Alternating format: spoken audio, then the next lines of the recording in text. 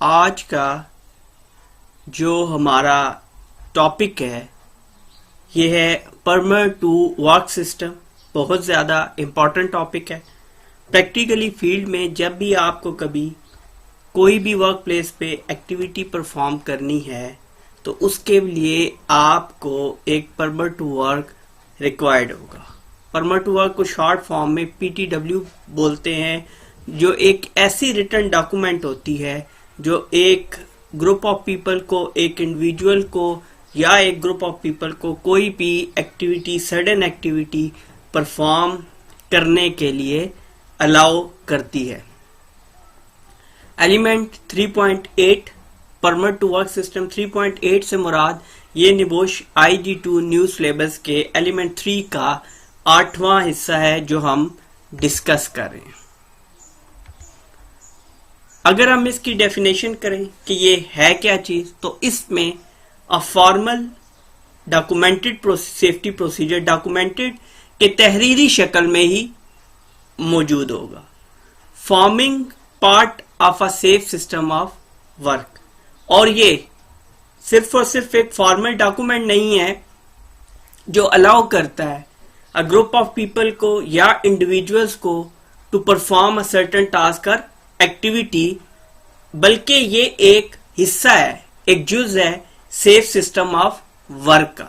कि जब हम ये डिसाइड करते हैं कि इस जगह पे हमें safe system of work apply करना है, तो ऐसी सूरत में परमिट टू वर्क सिस्टम भी सेफ सिस्टम की मदद करता है।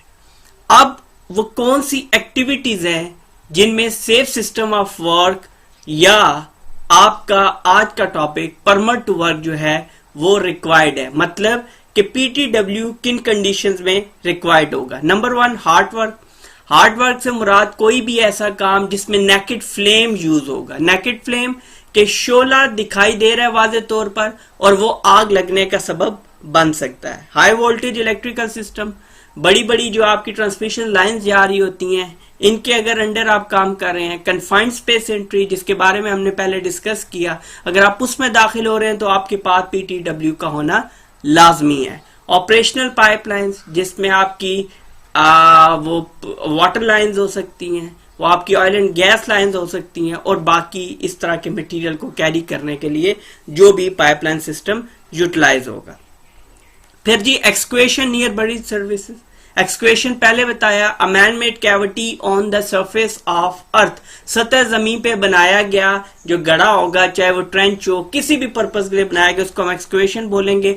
यहाँ पे नियर बरीड सर्विसेज में इशू क्या है कि फॉर एग्जांपल आप खुदाई कर रहे हैं एक ऐसी जगह पे जहाँ पे अंडरग्राउंड सर्विसेज, वाटर जा रहा है या आपकी पावर लाइन्स जा रही हैं या इसी तरह की और सप्लाई लाइंस अगर गुजर रही हैं, तो ऐसी सूरत में आपको परमिट टू वर्क लाजमन रिक्वायर्ड होगा।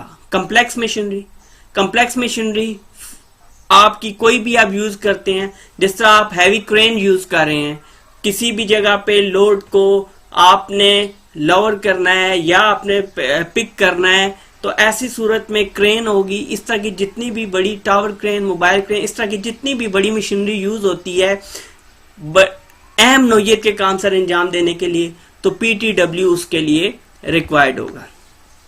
अब हमने ये तो देख लिया कि किस किस्म की एक्टिविटीज के अंदर permit to work system required होता है। अब हम डिस्कस करेंगे ऑपरेशन एंड एप्लीकेशन कि ये परमिट टू वर्क सिस्टम किस तरह से कारामद होता है, किस तरह से ये इशू होता है, इशू से लेके कैंसलेशन तक इसके अंदर क्या क्या चीजें मौजूद हैं। तो पहले मैं इसको रीड आउट करूंगा, उसके बाद आपको डिस्कस करके बताऊंगा, डिटेल में बताऊंगा। पहली चीज issue, detail of the work, location, date, time, duration, hazard, isolation, control, PPE, name and signature of authorised person issuing permit.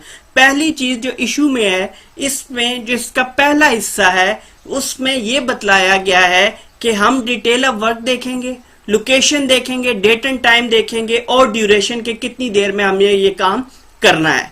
उसके बाद आइसोलेशन क्या है, कंट्रोल मेजर्स क्या अप्लाई किए, PPE क्या यूज होगा, ये सब चीजें। और ये आपका जो ऑथराइज पर्सन होगा वही इख्तियार रखता है कि वो परमिट टू वर्क सिस्टम को इशू करे।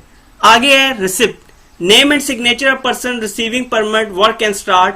जो आपका नॉर्मली एक सुपरवाइजर है, सुपरवाइजर तमाम तर वर्कर के बिहाफ पे ये डॉक्यूमेंट, ये परमिट टू वर्क कलेक्ट करेगा उस ऑथराइज पर्सन से, तो ये रिसिप्ट कहलाता है।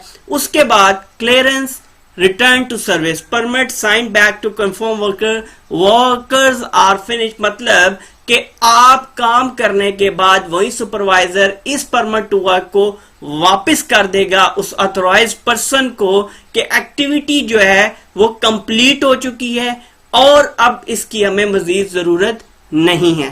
कैंसिलेशन कैसे होगी? Permit sign to accept area back under normal operation. तो कैंसिलेशन में जो ऑथराइज पर्सन है वो परमिट टू वर्क को कैंसिल करेगा और उस वर्क प्लेस को क्लियर कर देगा जो उस एक्टिविटी की वजह से आपका माइट बी अंडर ऑब्जर्वेशन हो सकता था, या उस एरिया को बैरिकेड किया गया था, या उस एरिया को आइसोलेट किया गया था। Last one, extension. Extension is technically not the part of application, not the part of operation. Extension हमें उस टाइम रिक्वायर्ड होती है जब हमें काम को बढ़ावा देना है या सर्टन जो आपके अनसीन चीजें होती हैं या अनफॉर्सिबल चीजें होती हैं उनकी वजह से हमें मियाद काम की बढ़ानी पड़े। कैसे कि फॉर एग्जांपल बैड वेदर की वजह से एक वर्क एक्टिविटी वर्क प्लेस पे नहीं हो सकी, तो ऐसी सूरत में हम एक्सटेंशन के लिए जाएंगे, लेकिन एक्सटेंशन का प्रोसीजर सेम होगा जो आपका जनरल प्रोसीजर है।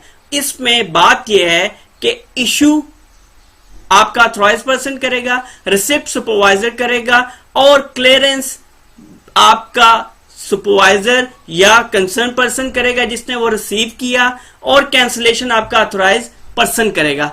पहले चार पार्ट जो हैं वो आपके पहली चार चीजें जो हैं वो section of permit to work हैं, वो एप्लीकेशन में ऑपरेशन में section of permit to work है। फिफ्थ पार्ट जो एक्सटेंशन है उसको हम इस परमिट टू वर्क सिस्टम का डायरेक्टली सेक्शन डिक्लेयर नहीं कर सकते क्योंकि इसके बगैर भी परमिट टू वर्क सिस्टम जो है वो कंप्लीट हो जाता है।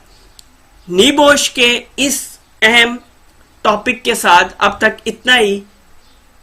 इसके अगले टॉपिक इमरजेंसी प्रोसीजर्स के साथ बहुत जल्द आपकी खिदमत में हाजिर होंगे। तब तक के लिए अल्लाह हाफिज।